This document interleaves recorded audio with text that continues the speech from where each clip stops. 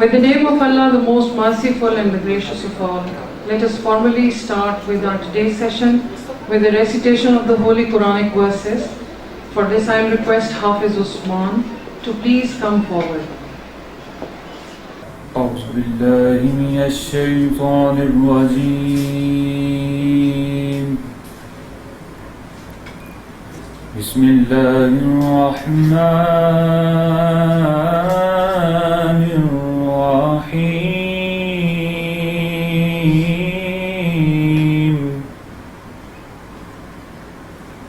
هو الله الذي لا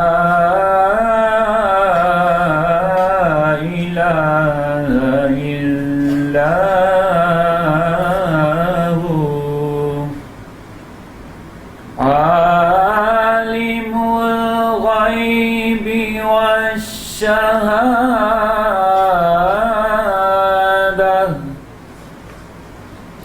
هو الرحمن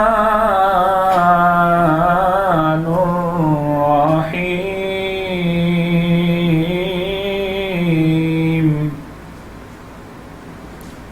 هو الله الذي لا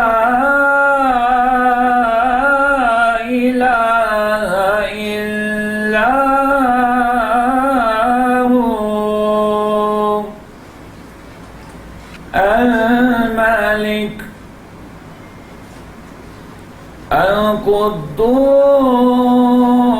القدوس السلام المؤمن المهيمن العزيز الجبار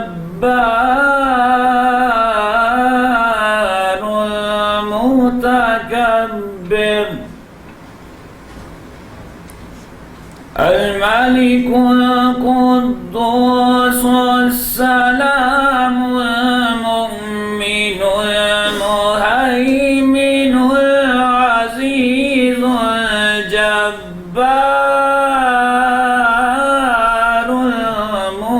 المتكبر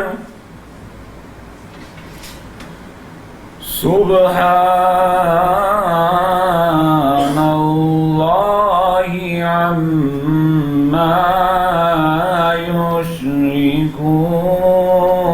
يشركون هو الله الخالق البارئ والمصور له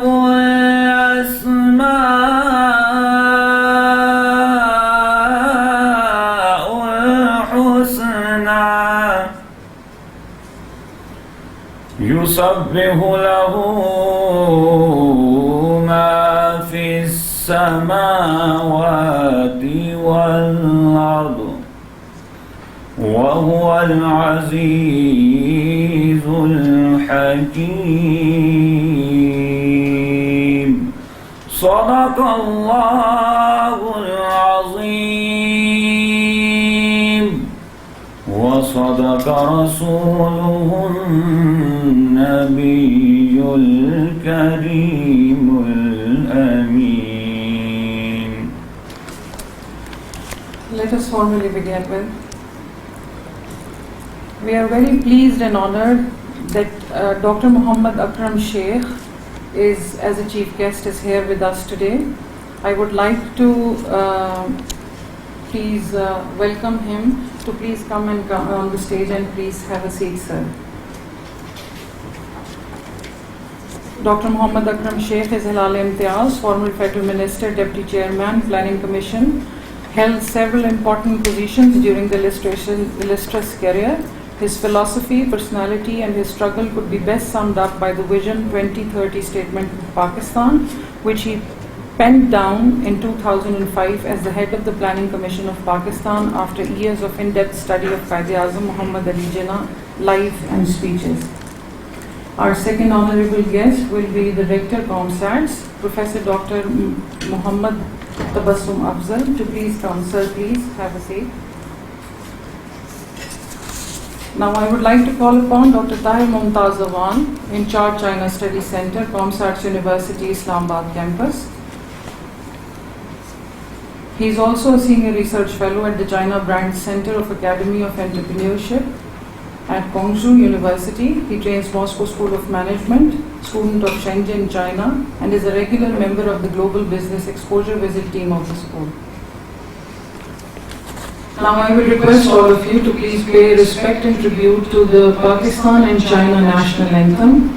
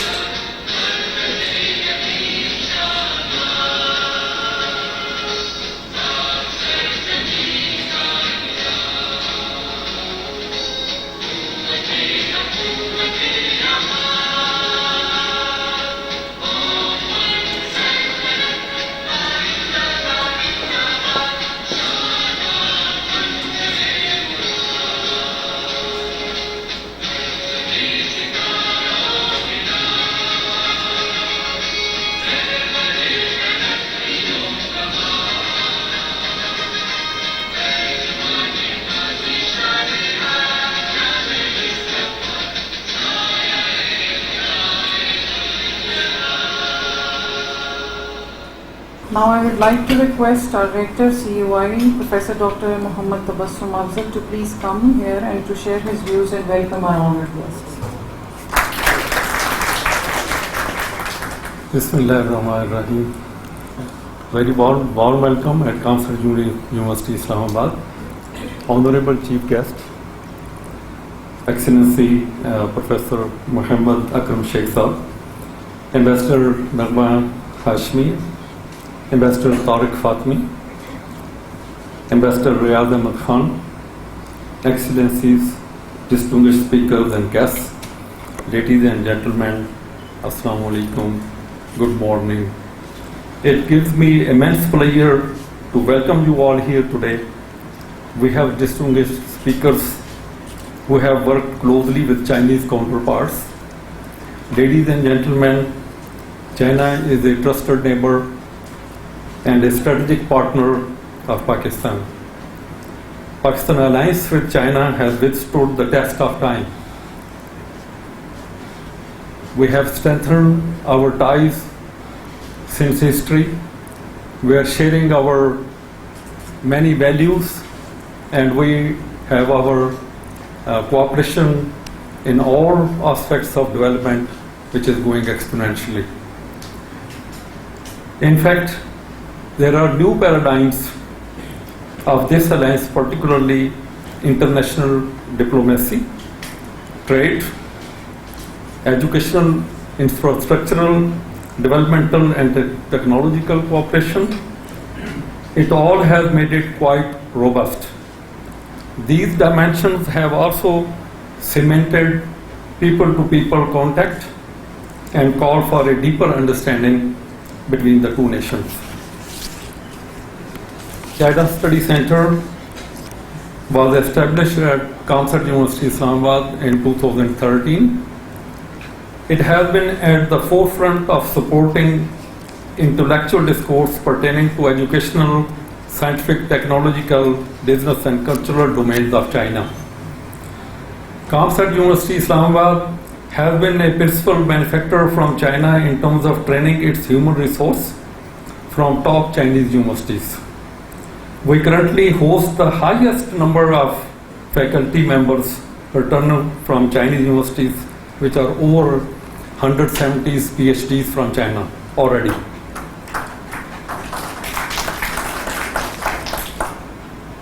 We have 140 board scholars in near future who will return from China after completing their education. So 140s are already there. We are expecting 400 additional scholars to join Chinese universities in the near future to pursue higher education and research. I think Kamsat University is the number one university who are hosting Chinese scholars. The people who have the highest number of scholars we have from China.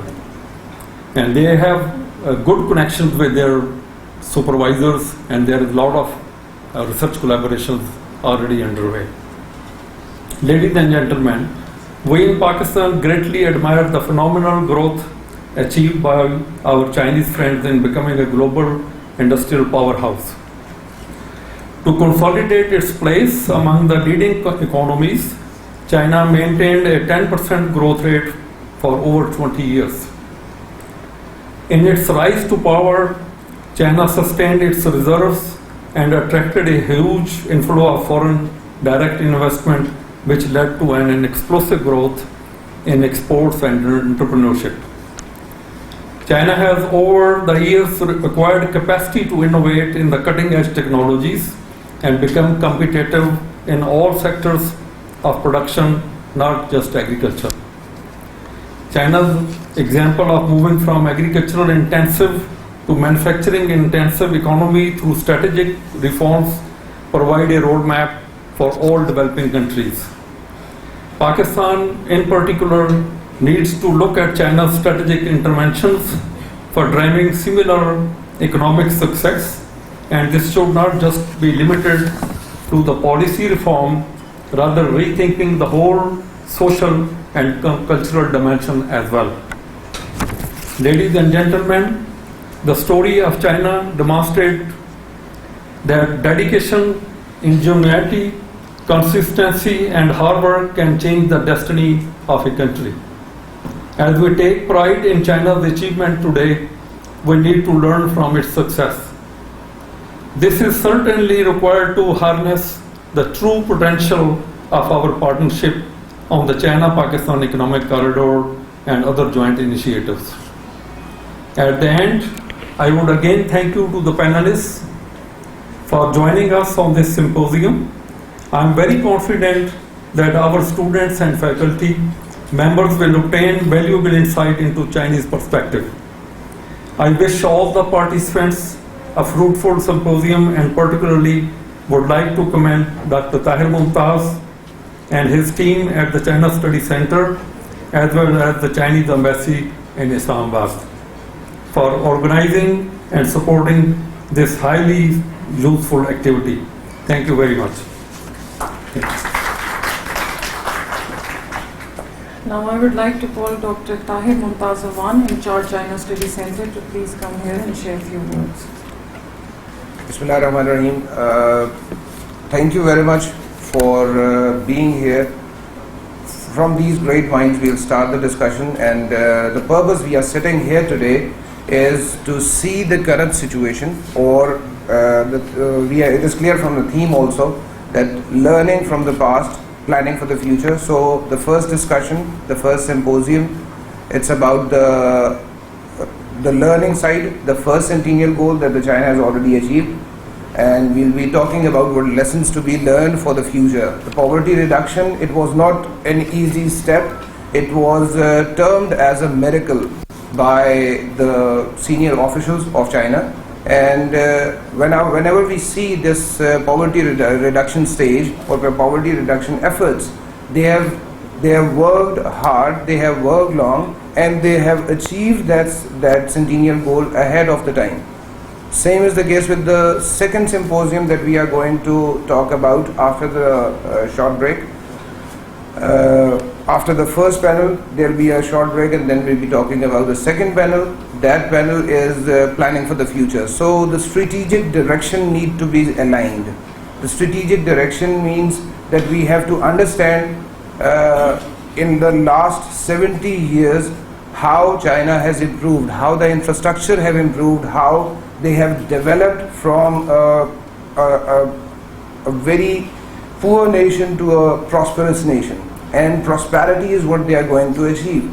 I had my time in China, and they used to call, whenever I have my Chinese friends visiting Pakistan, so they used to call a word or a sentence that is, the current Pakistan is the 90s of China. In other words, they call it, in Chinese they call it Joshini and the Chongguo. So Pakistan now is the Joshini and the Chongguo. So in 90s, if they were like that, so it means we still have much to do. We still have much more to do. And with this long friendship, with this good helping hand, we can definitely improve further. We will be having discussion about this portion in the second session. I once again, I'm honored that I am having good names. I am having people who know China, people who have spent their lives in China, and I am sure that today's discussion will be a fruitful discussion. Thank you very much once again. Now I would like to call Dr. Muhammad Akram Sheikh to please come here, and sir, please share some views with us. أعوذ بالله من الشيطان الرجيم بسم الله الرحمن الرحيم الحمد لله رب العالمين والصلاة والسلام على خاتم النبيين. Mr. Vice Chancellor, Rector, Dr. Afzal, Dr. Tahir, distinguished ladies and gentlemen, I thought I would be sharing my thoughts at the end of the symposium, but I've been asked to share whatever thoughts I have. I think the most important aspect I'd like to submit to this audience, august audience, is that we must no doubt discuss how China has achieved what China has achieved. But even more important is to learn from their experiences and start putting our own house in order. I think the most important part of my long association with China over half a century, they decided right from Mao Zedong days and subsequently the paramount leader Deng Xiaoping, that the country's direction must be absolutely clear. What exactly is the direction we are going to follow? And the second part was to have firm commitment as a nation that they are going to achieve it. There were no sine curves, a few days of progress or a few years of progress. The ad hocism, the whimsical approach, which we unfortunately have got used to following in Pakistan,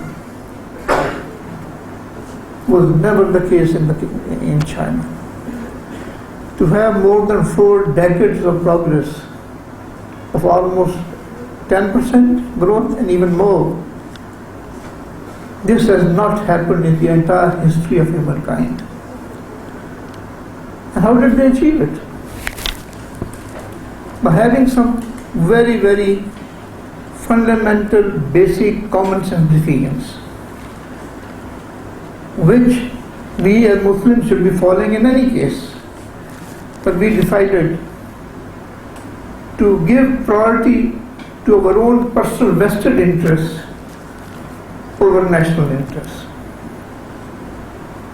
In the case of China, once a decision is taken in national interest, the whole nation of 1.4 billion stand behind that decision. In case of Pakistan, you take a decision and you find that out of 220 million, 99% decide to break the law. So my submission, humble submission, is that the universities must start playing its effective role of setting and guiding the national directions. You, in the words of Quran, Arabic word is ulul albab. You are the learned people, people with wisdom. That knowledge and wisdom should be used in helping this country to be managed on common interests of the majority of the people and not the corrupt elite of Pakistan. Sorry, you might think that I am digressing from the subject, but that's exactly to my mind the objective of discussing China, that we need to learn from them. And one of the most important things we need to learn is that if they succeeded in achieving what they did, their system must be much, much better than ours. The system we are following is not ordained by the Almighty Creator. We must change it if it is not good for Pakistan. And if the Chinese system has positive points, the German system has some positive points, the Iranian system has some positive points, we need to adopt and adapt for the sake of Pakistan.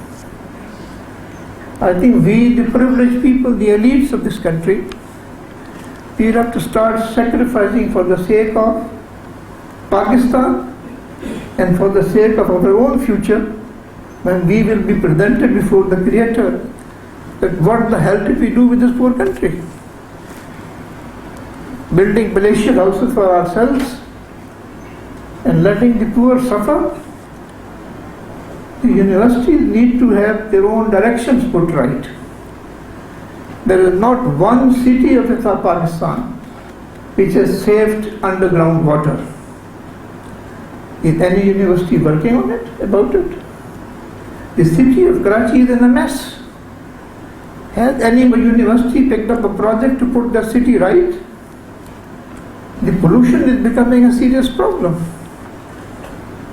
So the point I am trying to submit to this learned body and to the rector, that please let's look at things afresh and must learn from our Chinese friends and try to put our own house in order.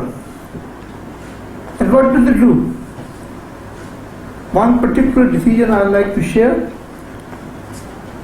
In 1977, when the paramount leader Deng Xiaoping had taken over, there was a Politburo meeting for 1 week. And there was one fundamental decision taken. And that was, they must have the right man for the right job. There was one decision which changed China. And the party member said, we only appoint members of the Communist Party to key jobs. And the party does not have the qualified people we need. He said, prepare a list of all the competent people of China. And this is how President Jiang Zemin, Li Feng, etc., Yu Rongji, they were all picked up, made members of the Communist Party, given key assignments. You look at Pakistan, we have made sure that we talk of my man and not the good man. Till the time we change this attitude, we will continue holding seminars, webinars, intellectual discussions, and continue begging the IMF, the Chinese, the Abu Dhabians, etc. Can you imagine Pakistan trying to beg the UAE for money? So my summation is that we have an ideal situation. We can change the world, we can change Pakistan, but it is the universities, the intellectuals who will have to do it. Before closing, I'd like to apologize if you feel that I digress from the main subject, but I honestly felt that the topic, and I did suggest to the in charge of the center, that please add to it learning lessons from China to put Pakistan right. Because that must be our key objective. And the learned speakers you have called, I think they are capable of doing it. The last, I'd like to make two suggestions for the consideration of the director, the study center, the Chinese friends who are here, and the younger people, but this through you, the Chinese ambassador and the Chinese government. I think this older generation which is sitting here, Ambassador Tariq Fatmi, Riaz Khan, Ramana Hashmi, Hamza, I did suggest a couple of years back, and I'm repeating that suggestion. I think China-Pakistan elders group need to be set up. The older people, Ambassador Lu Shulin and the other people, we used to look at things in a strategic fashion. The current system is more commercial. It's all for money. We are keen to sign contracts, get our share parked outside, and the young Chinese engineers and workers, they are also interested in doing the work. But the kind of friendship China and Pakistan have, I think they need to be provided strategic underpinnings. And this older generation, I'd like to say that please consider the possibility of setting up this. If your center is willing, I've founded this think tank, global think tank network. I think we can join hands and set it up. I've already sent this proposal to China. I'm still waiting for the response. The second suggestion I'd like you to consider is CPEC is extremely important. There are no two opinions about it. But are we implementing it the way it should have been implemented? Or has it become a disjointed activity of projects? I don't want to go into details. The Chinese consider me as the co-founder of corridor concept. So I don't want to go into further details. But the suggestion is, and there's a lot of international pressure, and people would like to oppose it, I would like to suggest that we set up CPEC International Forum at Islamabad.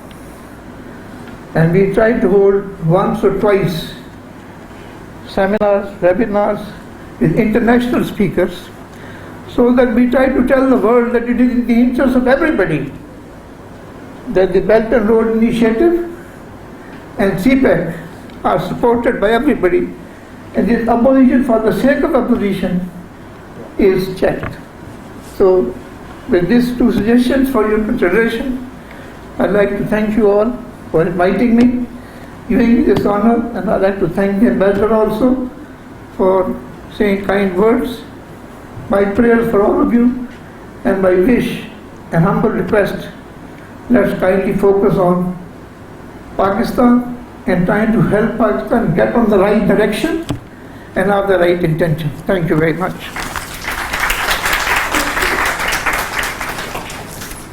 Thank you very much, sir, for your suggestions. Now I'll request our auspicious guest to please come forward for the cake cutting ceremony as a gesture of friendship.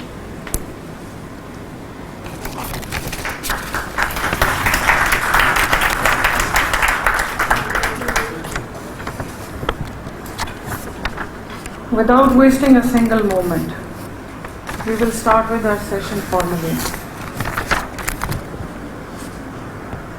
Let me have a little preface. In the past 70 years, China has tremendously transformed from a poor developing country to the world's second largest economy. In the process of opening up and reform, China has lifted 800 million people out of poverty, a feat never before achieved in human history by any state. It has restored the dignity of its people with provision of basic needs such as clean drinking water, decent work, housing and education, and it has become a center of R&D, innovation and technology advancement going towards a high quality product. By 2021, to celebrate the CPC centenary, the goal is to eliminate absolute poverty by 2020. By 2049, the centenaries of the People's Republic of China, the goal is to build a modern socialist country that is prosperous, strong, democratic, culturally advanced and harmonious. Making me think back, long back, a story where there was a school in which, despite of color, creed, sect and class, all the children in the school were not only accepted but also welcome. It was like walking into a party where everyone got an invitation. All feel the jubilation of being honored equally. Crux of the story and the title of the story is All Are Welcome. So you all are welcome today. The Centennial Goals of China, the first panel talk is regarding to build a moderately prosperous society in all respects. For this, I would like to call Ambassador Nagmana Alamgir Hashmi, Madam, please to come and to take a seat.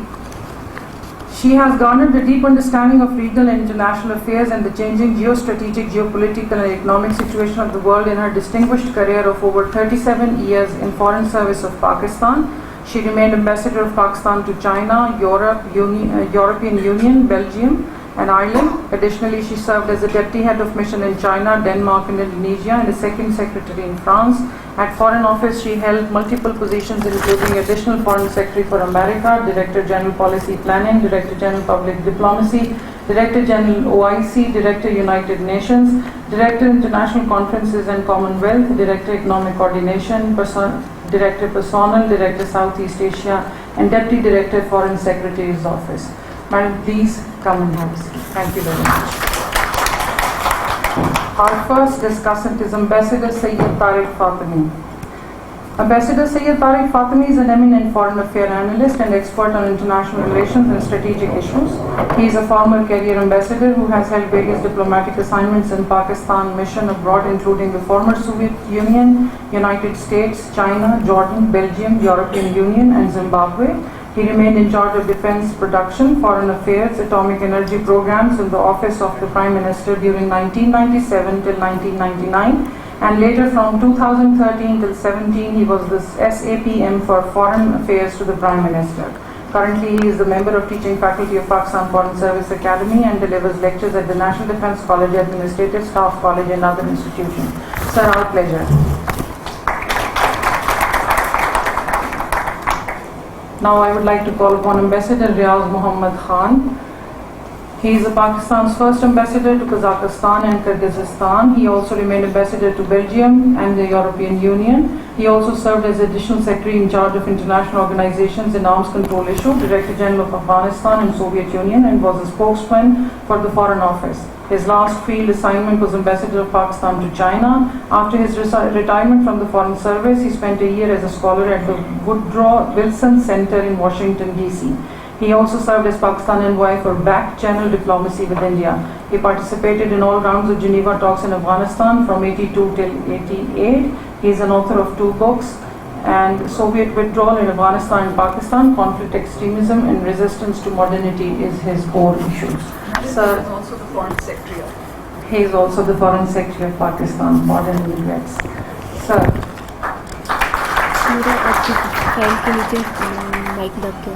Mr. Imtiaz Gul, he is the Executive Director of Center for Research and Security Studies, has been contributing to international and national print media, foreign policy, USA, Wall Street Journal, the Friday Times, Islamabad Daily Express, Tribune on issues such as militancy, border regions, Afghanistan and Indo-Pak relations.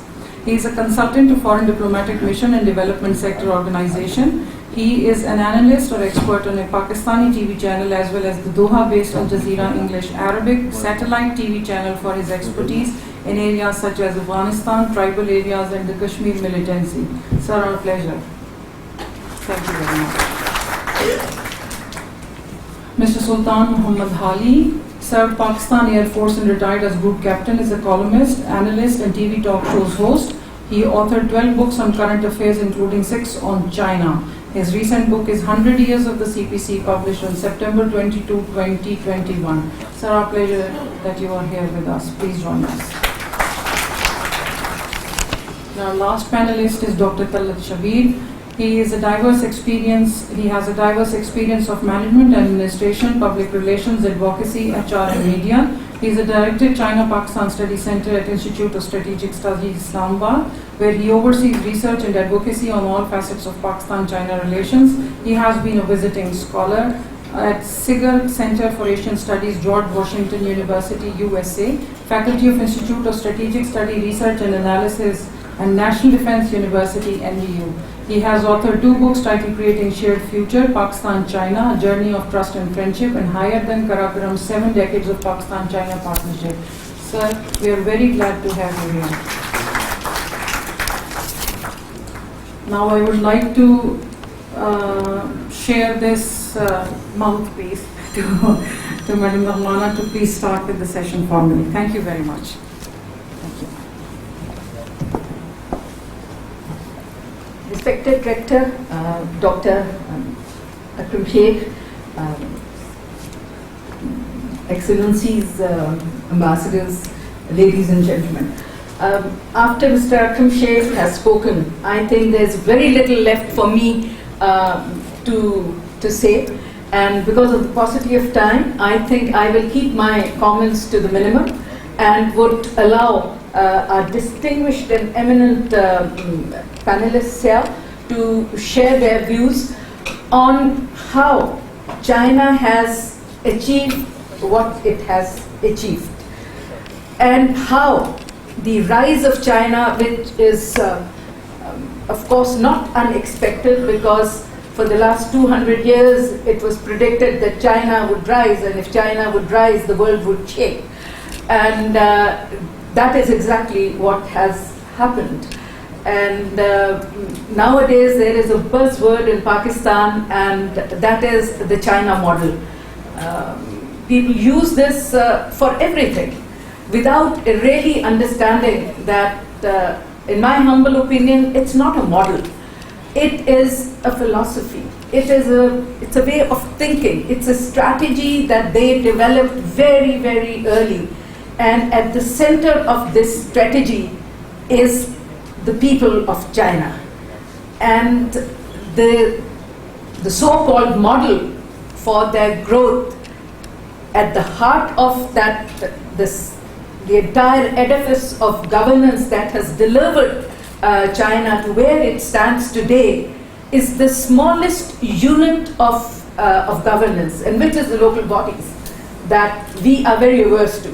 So I think to understand where China is economically, politically, and how the speed and strength of China's rise has put the entire geopolitical and geostrategic world in a flux, and where it is going and how we need to respond to this and cooperate with this. We have a very eminent panel of scholars, so I think I will leave all that for them to discuss, and also to see how the Afghanistan situation as it is emerging will provide opportunities and challenges for us to maintain this balance that we are trying to maintain vis-a-vis China and the USA, and especially with the Senate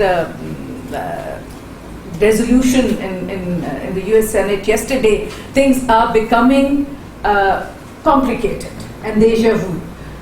So to see where we go, how we learn from the Chinese experience, I would first of all request Ambassador Tariq Fatmi to come and share his views, and I would request all the panelists to kindly keep their views to between 5 and 7 minutes each. Thank you very much. Tariq Fatmi. Thank you, Nagmana, Dr. Saab, Dr. Afzal, Dr. Sheikh, and Dr. Awan, my very dear friends and colleagues here, there in the audience. You truly have a fantastic panel. And Dr. Sheikh, who is eminently associated with our relations with China for many, many decades, has already spoken his heart out. He must be a very happy man today. Yes, I have served in China and I have been visiting China for the past 47, 48 years. In fact, my very first visit to China was when my batchmate and dear friend Riaz Khan was posted there and I was in Moscow. And I decided to travel to China, and it took me 6 days and 6 nights by the Grand Siberian Railway system. So after having gone through the pain, arriving in China and enjoying Riaz's hospitality and his wisdom and learning was in itself a tremendous treat for me. The subject that you have given me, elimination of poverty and how do we learn about it. I'm not an economist or a student of social sciences, but I do know, I've read and I've heard and I've gone through various papers, that interestingly enough, one of the first decisions taken by the Chinese Communist Party at the moment when it was being established in 1921, that the first task the party would be given would be elimination of poverty. And a promise was made by Mao Zedong that in achieving that goal, the foremost task would be land reforms. Which is why one of the first things after China's establishment in 1949 was the introduction of land reforms. Now happily we in Pakistan have never had land reforms. An effort was made in 1960 by Field Marshal Ayub, which was then destroyed by the author himself. And secondly, again it was undertaken in 1972 by Mr. Bhutto, but it did not go far. On the other hand, the part of Pakistan that we lost in 1971 introduced land reforms in 1937, which may explain to you a certain classless society and a political awareness there that we never were able to achieve. There's another aspect that I want to talk about, and that is what Nagbana left us with, that we are headed for difficult times. There should be no doubt about it. President Obama may have been the one to introduce the concept of the pivot to Asia. But if there is one issue today in the United States on which there is total unanimity between both the two political parties, it is on the containment of China. Now, how does China represent a threat to the United States? I am lost. I really have not been able to figure out. Who is the one who is undertaking wars? Which is the country that is sending troops to other countries? Which is the country that wants to dictate its terms? And China is a threat. It is beyond my understanding unless one accepts the fact that the United States has failed to learn lessons from its past mistakes. Now, if that were to become the policy of the United States, and likely will be, and Nagmana again has referred to the resolution that has been moved by 22 members of the Senate, which is directed more against us and less against the Taliban, then we are in for difficult times. We have to enhance our cooperation, solidify our cooperation, and make sure that there is no daylight between Pakistan and China under any circumstances. I am not without some sense of optimism, and I'll tell you why. If you go back to Pakistan-China relations, the history of that relationship, the one aspect on which we never faltered, and if I am wrong, Riaz will correct me, that from the day Pakistan was established, we were conscious of the fact that our neighbor to the north was much too important for us to make the kind of stupid mistakes about which we had such a habit of making. As early as Liaquat Ali Khan, he was requested for assistance on the Korean front. He refused. Then Muhammad Ali Bogra took the initiative while he was in Bandung for the Afro-Asian Solidarity Conference to seek a meeting with Premier Zhou Enlai to assure him that Pakistan's efforts to acquire arms from the United States was not directed against China. Again, it was Sarawardi, Prime Minister, who undertook a visit to China. Again, it was other subsequent governments that came to power, whether it was the Field Marshal or whether it was Mr. Bhutto or all the others. There has been a degree of consistency in Pakistan's policy approaches to China. We have always recognized the advantage of strengthening relations with China. And again, it goes to the credit of the Chinese that as far back as 1954, after the meeting with Muhammad Ali Bogra, the Chinese Prime Minister is reported, according to Chinese documents, of having briefed his members of the Politburo that the Pakistani contention that they were acquiring arms from the United States for self-defense and not for aggressive moves sounded credible to me. So yes, if the United States is going to enhance its cooperation with India in the manner and to the extent that is being reported, and if India under Modi continues to pursue its chauvinist policies primarily against Pakistan, then we are headed for difficult times. And I'll conclude by saying that our friendship and cooperation with China must not only be maintained, it must be enhanced in every possible way. Thank you all very much.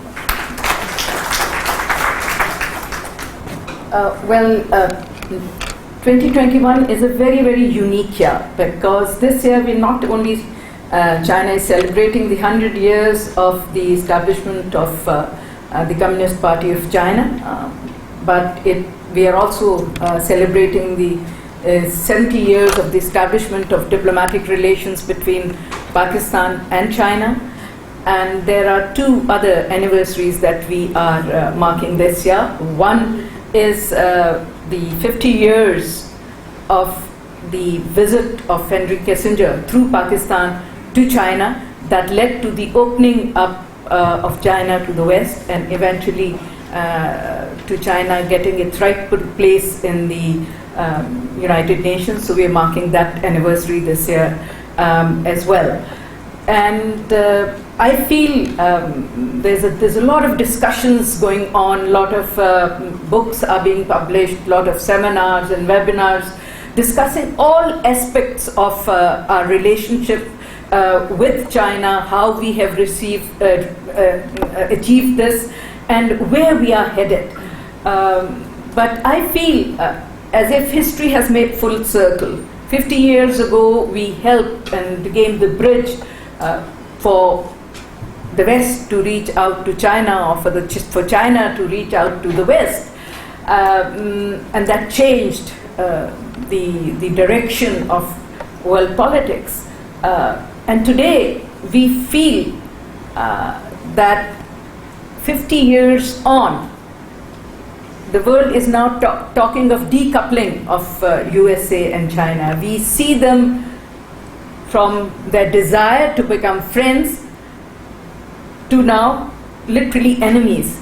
So I wonder if Pakistan, being a very good friend of China and having a functional relationship with the USA, can Pakistan once again play the part of a bridge?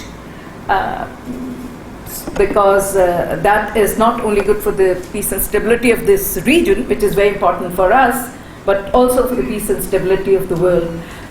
So I would request our second very, very eminent speaker, needs no introduction. He has spent over 12 years working on China, Ambassador Riaz Muhammad Khan. Please, sir.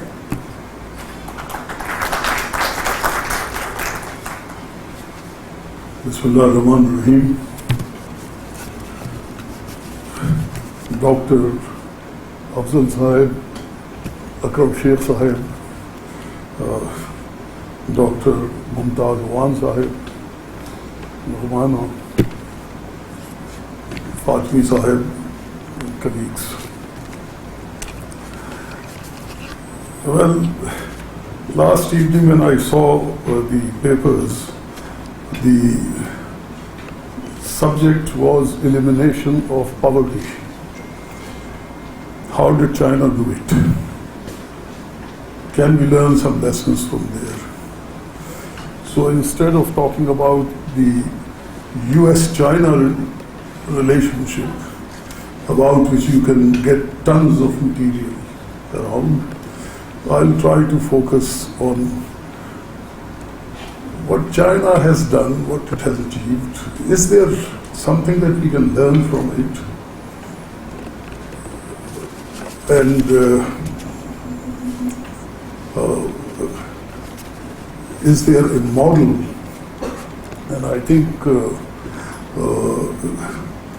Nagmana has very rightly said that it should not be seen as a model. China is very unique in terms of its culture, civilization, in terms of national cohesion, discipline, and very different from the circumstances of Pakistan. But there are certain broad lessons that we can draw, not just from China, I think from any other country which has developed. China's revolutionary experience is also, it has no parallel. I don't want to go into the history of 100 years of China's revolutionary history. Fatmi Sahib mentioned about the land reforms. Land reforms after 1949 had a precedent. That was after the Xi'an incident, when the Chinese Communist Party was allowed to operate between Yangtze and Yellow River against the Japanese. That was when in this very large area of China, the Communist Party was able to experiment with land reforms, with social reforms, and that was the model that they applied after 1949. Now that's the kind of thing that you cannot replicate in Pakistan. Pakistan will have to have its own path to development. But what is it that China achieved? I would look at it in two phases. One is the post-1949. Four major accomplishments. The first was universal education. Of course, as I said, it was the agenda of the party and they had the experience, the land reforms, etc., but that's besides. But the first thing I would say is the universal education. Secondly, bringing in the female population into the workforce, the entire population. The third, I would say, is the organized deployment of labor force, the communes, the work brigades, etc. In fact, one of my first books was on communes, which was published in 1975. And lastly, which was Mao's contribution, that here was a traditional conservative peasant society. He instilled among them a confidence that you can be masters of your own destiny. The adversity and prosperity are not cyclical. You can change them. Moving the mountains is famous. Based on these accomplishments, after the aberration of the Cultural Revolution, Deng Xiaoping gave the direction, and that direction was 4 modernizations and opening to the West. That was very important, and after that, you know, the way they developed, and the rise is phenomenal. So much so that today the Western world, United States inclusive, which dominated the world for almost 4 centuries, is rattled by the rise of China. But in this, I have spent about 12 years of my career focused on China. What is more important that I see is that the kind of honesty, dedication, hard work, austerity,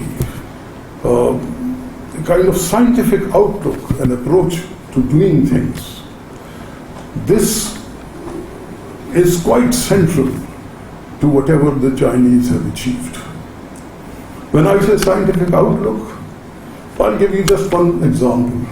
The Communist Party of China, the Central Committee, 80%, almost 80% of the members of the Chinese Communist Party, they have background of science, engineers, not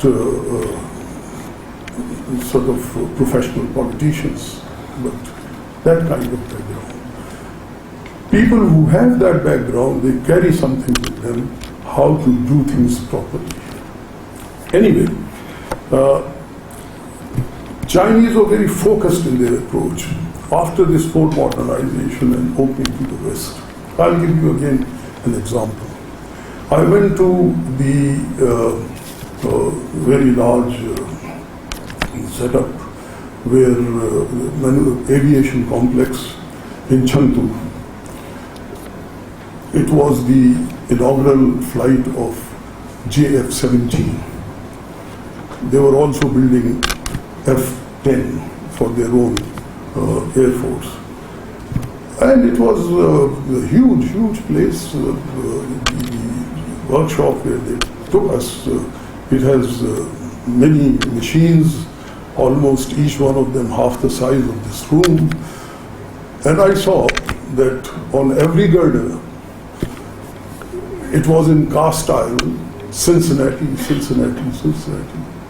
So I asked the CEO, when did you import these things from United States? Because Cincinnati is here. He said, as soon as we opened to United States, these are one of the first things that we got from China. Secondly, I can give you the example which the education minister told me about their debates when China wanted to send thousands of students to Europe, to United States, Canada, Japan. In 2017, there were 400,000 Chinese students studying technology in United States universities alone. Most of them studying technologies. So they knew what is needed and what is to be acquired from outside. Pakistan had the same kind of opportunity in 1950s. We did not. So I will say basically we are quite confused in our approach. We are even confused about modernity and westernization.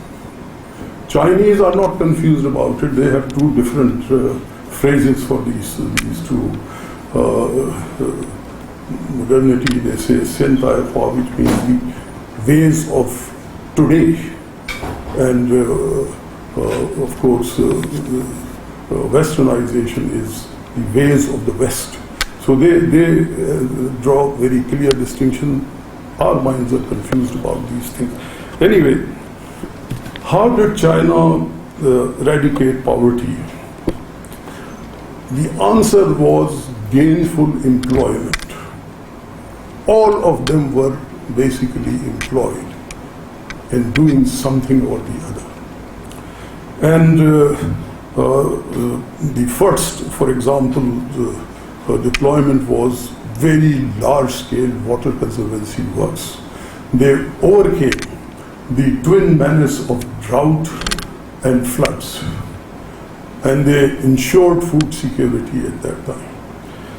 So, can Pakistan, for example, learn from these experiences? Yes, it can, and I'll go by the PTI agenda. For example, when I say gainful employment, the first thing, purposeful universal education, which can employ very large number of people, teacher training, etc., all that. The second, I would say, is as I said, that the Chinese engaged in the construction of reservoirs, canals, aqueducts, etc., etc. So we can also have countrywide water management programs. These are all basically labor-intensive, but not high-tech programs. These are part of the PTI program, but implementation, I'll leave it to your own guess. Afforestation, trees, etc. Again, it has to be done very systematically, and it can employ millions of people. All these sectors, they can employ millions of people. But what is happening? They have gone for langar,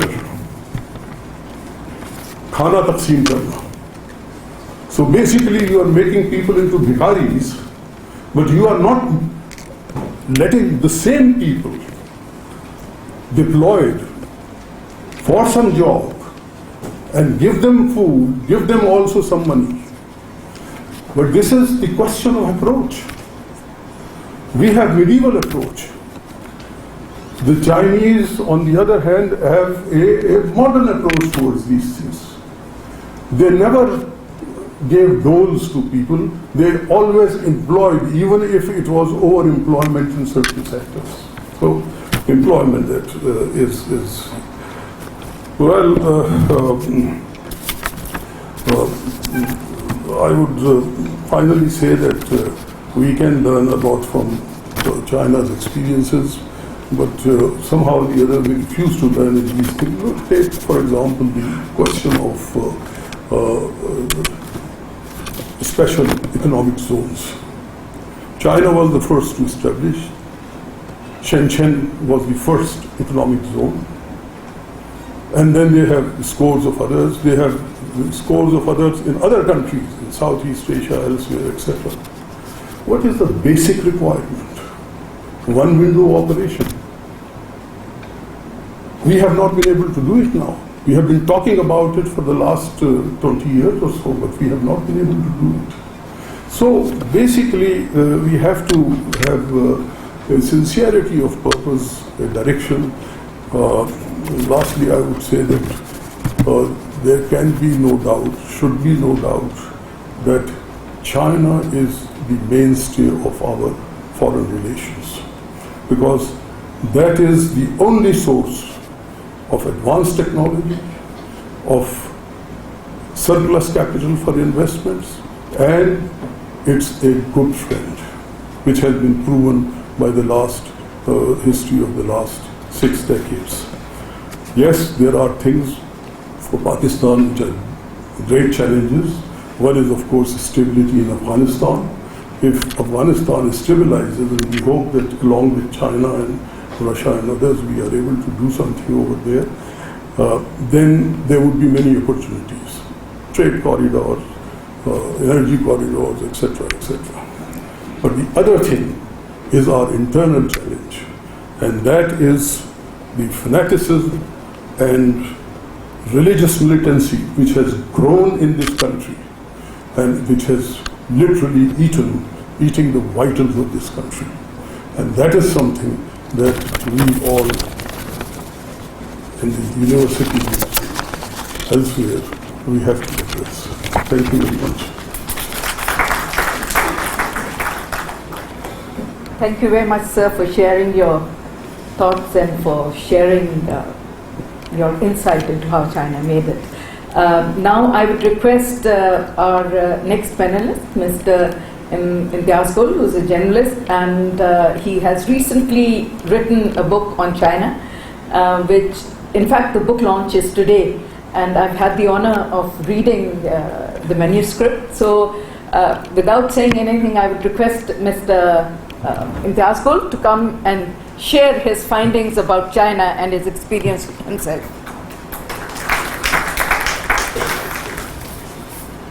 Ji, Assalamu alaikum, the three doctors at the dais and the friends. Ni hao to the Chinese friends. First, I should say a little sorry as Pakistani, having made you wait a bit longer than we had anticipated. There's a lot of talk about what we can learn from China without going into on what this Chinese model stands. So I was doing some research and I came across an article by the scholar Chang Weiwei. So that's a very instructive piece of information that I got as far as what China has done and how it has achieved. So he says that the Confucian doctrine of the mandate of havens or heaven, which has existed and had been practiced since the Han dynasty, that is, the Chinese ruling class did not get their mandate to rule as a God-given right, and hence they had to perform in order to keep their mandate. In case of any failure to ensure the public good, there was the danger of a public uprising. The second principle or philosophy, the second part of the philosophy is the idea of practice and meritocracy, that every appointment, every posting has to be based on merit. The third element of that philosophy or of political governance is two distinctive basically concepts, that is Menier and Mention. So Menier means public opinion, it somehow translates into that, and Mention means hearts and minds. So the Menian is the variable, it changes just because the opinion changes with the circumstances, and the hearts and minds, they are the constant, they remain the same.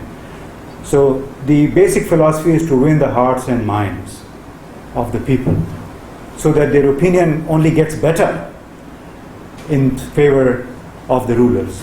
So that is the basic philosophy, I think, that drives into the China of today, where the Communist Party of China basically serves as the core, as a gel, and that gel thrives on the sincerity, integrity, and commitment of the people, of the leadership, and from that stems the people-centric policy and the China model, which is based on performance, resilience, performance, integrity.